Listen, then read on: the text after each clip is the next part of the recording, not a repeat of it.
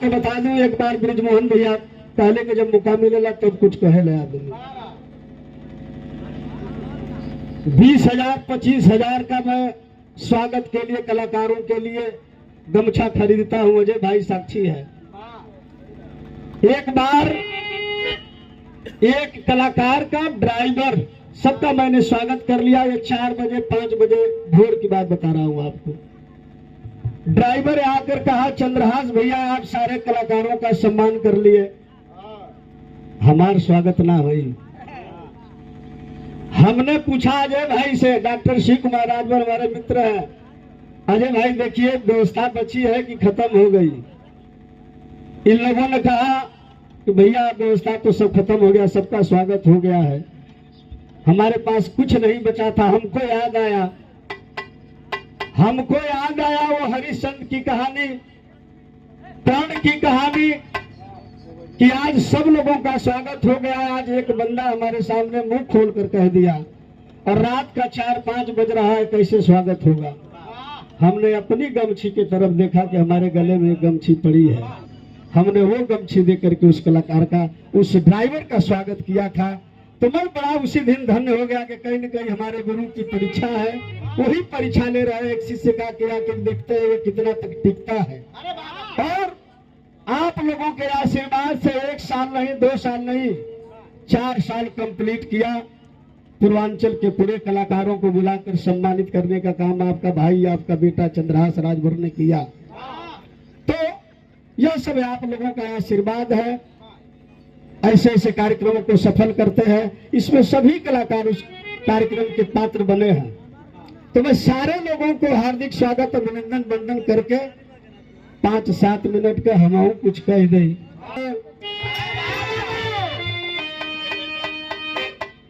कड़ी कड़ी करता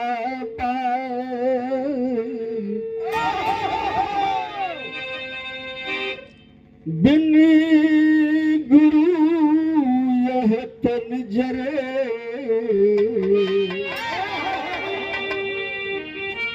जैसे सूखी घास।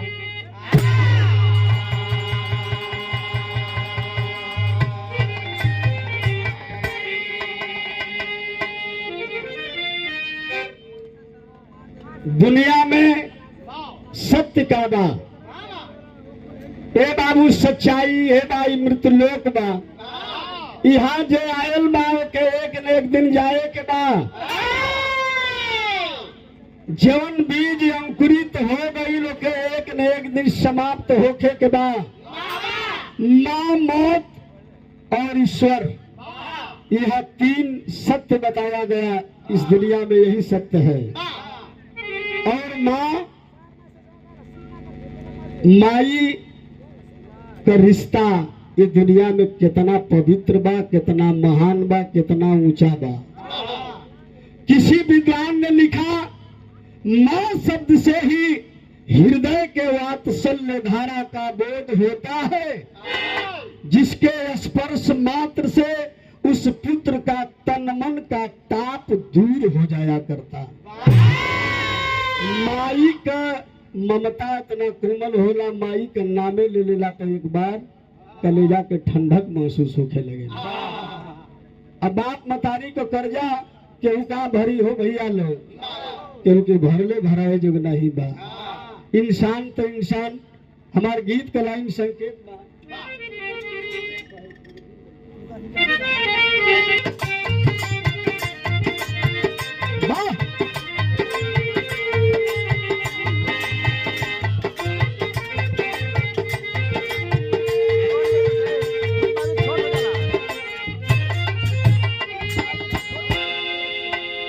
जितने देर बागत होके बजेगा।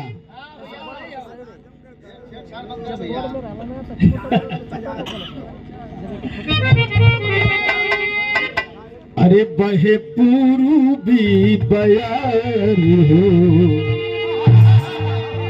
कभी परवा ले लो भैया।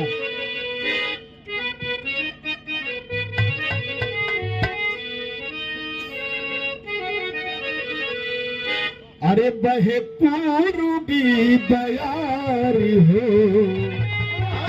अरे बहे पूर्वी बयार हो, उड़े लाया चना हो, उड़े लाया चिरा।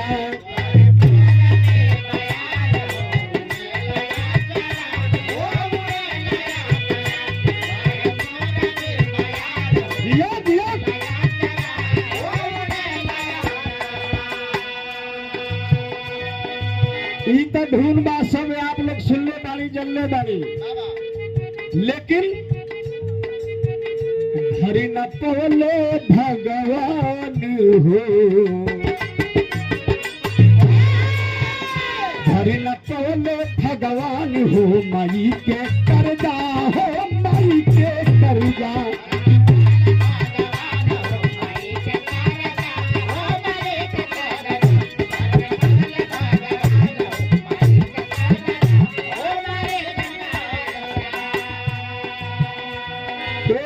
जे दुनिया में आइल भगवान बन के वो माई बाबू के कर्जा ना भर पौले, और माई मास्टर हमारी तकते रहा, जिंदगी से लड़के माई दी हली जनमा,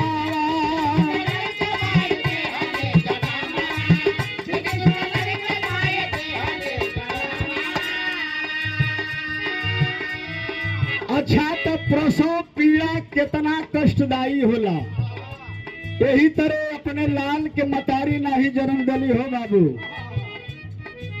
और कभी कभी अपने पुत्र के जन्मौले में भी माई के मौत भी हो जाला, इतना कष्टदायी होला वो प्रसव पीड़ा। यही के कवि जी लिखलन, जिंदगी से लड़के माई दी हली चला मारा,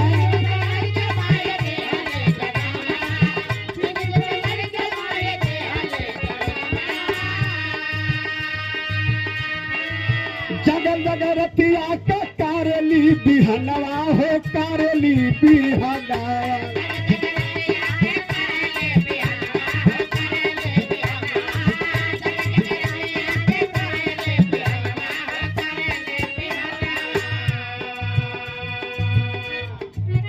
चान बेटावा पुरान हो,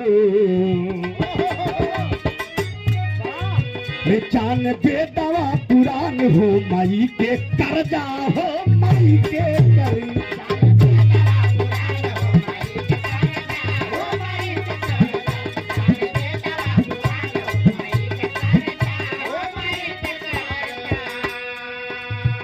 ए बाबू अपने बेटवा के माई गोदी में सुला के अरतिया के बेटवा जब पेशाब कर देला हो बाबू बिछौना पर, माई रात भर जाके कबो एक ओरा कही के अपने वो बेटवा के पिसाब पर सूत के अपने बेटवा के रक्षा मतारी करेली, ओकर कर्जा भराई।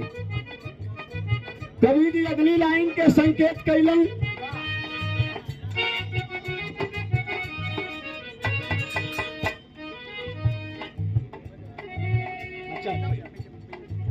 और इस भाव पर हमारे बड़े भैया, बड़े ही शुभचिंतक, परम आदरणीय, बड़े अच्छे कलाकार श्री सुरेश राजभर जी, आपकी दीदी रहती है इस परिवार में, उनकी सासू माँ की मृत्यु हुई है, जिनका नाम राम राजी राजभर बताया गया। भैया के कोट कोट प्रणाम हो, और सब भैया के प्रणाम ना साथे सब भैया के प्रणाम।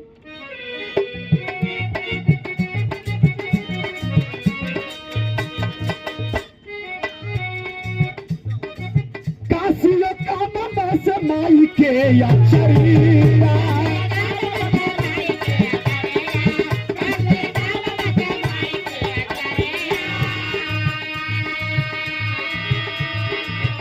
अरे कासियो कामा से माई के अचरिया, जीवन में मंजिल के देखवली डहरिया, देखवली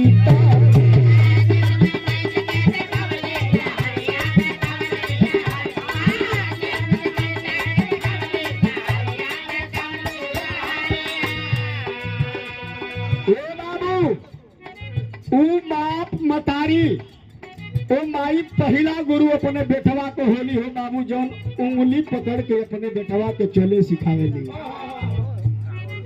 हमार लाल और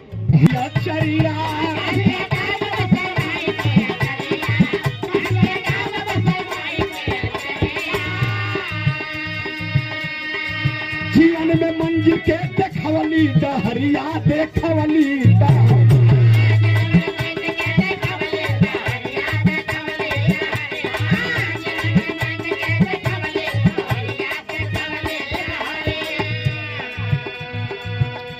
चरण में चारों धाम हो,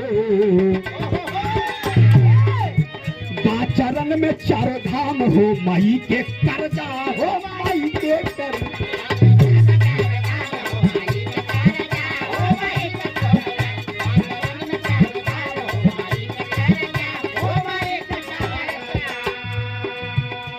अच्छा तो एक माई बाबू को 4 गो बेटवा हुआ हो बाबूजी, 4 गो बेटवा एक माई बाबू को बाड़ो, उ 2 गो माई बाबू अपने 4 बेटवन को पालन पोषण कर ले लो, लेकिन उ 4 गो बेटवा ई जमाना बतावता कि अपने 2 माई बाबू के पालन पोषण नहीं करेगा। अभी अभी कुछ देर पहले एक के बात चलत रहा हमार भगवान भैया के बीच में। हम लोगों का एक मित्र महोदय है, नाम नहीं बताऊंगा, 3-4 भाई बालो अलगे डालो, तो जाई माई बाबूजी अपने 11 साल गुजर गई, तो जाई माई का नंबर लगल बा, 2 महीना बड़का की है, 2 महीना मझिला की है, 2 महीना छोटका की है। एक तरह माई को पारी बनाइल बा, तो 2 महीना वही कुकुरन नियर घूम घूम के अपन खई है, अपन जिंदगी कटी। यह है आज की बेटा का बाप मतारी का कर्म धर्म कलयुग का। अगली लाइन है मास्टर,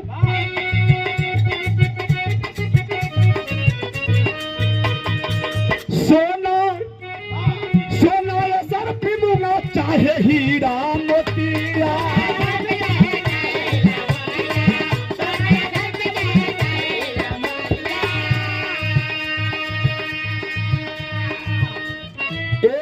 तरजुई के पलरा ले लिहलिया, एक तरफ बाप मतारी के बैठाना, एक तरफ सोना चांदी हीरा मोती और सरफी से बाबू गाजदा। लेकिन हम दावे के साथ कहते कि बाप मतारी की कीमत के और ममता को मोल सब कुछ फेल हो जाई। सोना या सरफी हीरा मोती ये बाबू ममता के आगे। जेकर माई बाबू ना हो तरी पूछ ले अपने दिल से। सोना या सर पीलूंगा चाहे हीरा मोतिया,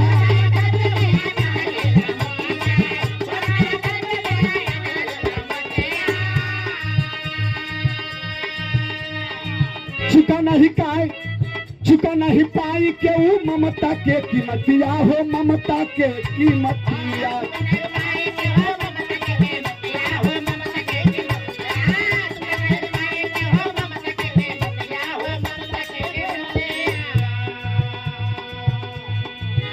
जग में ऊंचा स्थान हो, सब रिश्ता है दुनिया में बा, लेकिन वो मतारी से बढ़िया रिश्ता क्यों नहीं खे। अगर वो मतारी नहीं रहती आपका दुनिया में आगमन नहीं होता। उसी माँ का कर्ज है, उसी माँ की देन है कि दुनिया को आपने देखा है। जग में ऊंचा स्थान हो, माई के कर्जा हो, माई के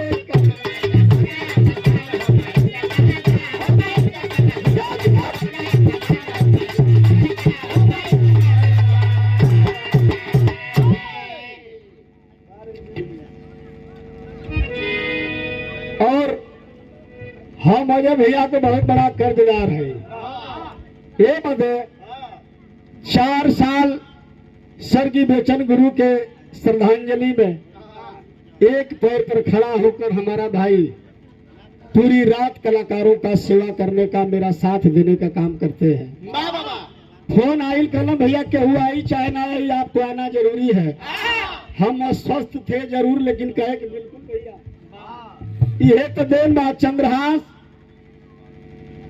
और 100 रुपए से सम्मानित किया गया, पुष्प की पंखुड़ियों से गुथा हुआ। कर जनाई धार ले धाराई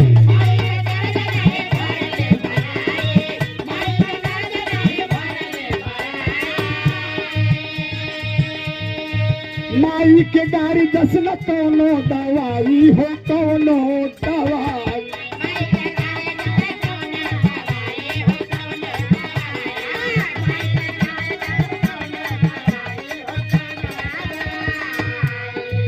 ए बाबू भैया लोग सब गाड़ी दे तो एगो अलग भाव बा, लेकिन माई अपनी बेटवा के अगर गाड़ी दे तो कबो रास्ता पर चले खातिर गाड़ी दे, ओके अनर्गल रास्ता पर जाए खातिर के नहीं।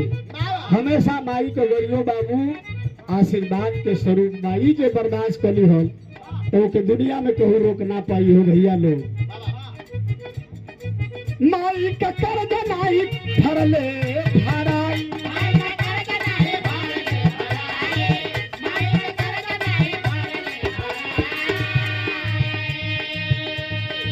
माई के गाड़ी दस न कोनो दवाई हो कोनो दवाई।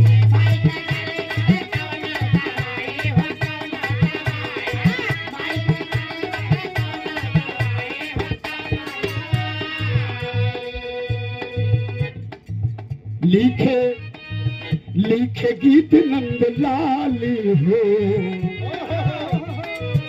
लिखे गीत नंदलाल हो, माई के कर्जा हो माई के।